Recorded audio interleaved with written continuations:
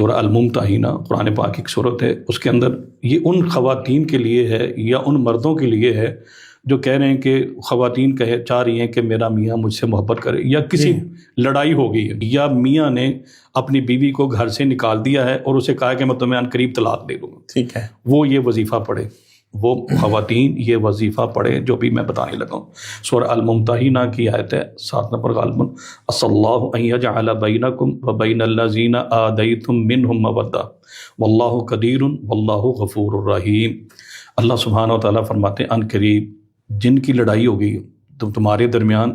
ایک عداوت پیدا ہو گئی، صلی اللہ عنقریب اللہ اس عداوت کو مودت میں، محبت میں تبدیل کر دیں، واللہ قدیر، جس کے سے آپ یہ وظیفہ پڑھ کے استعانت طلب کر رہے ہو نا،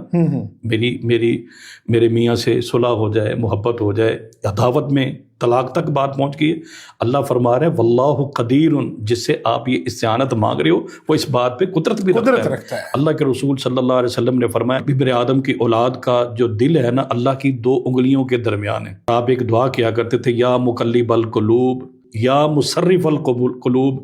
اے دلوں کے پھیرنے والے، قلب قلبی علی اطاعتک علی دینک، اے دلوں کے پھیرنے والے میرے دل کو اپنی اطاعت اور اپنے دین پر ہی رکھ۔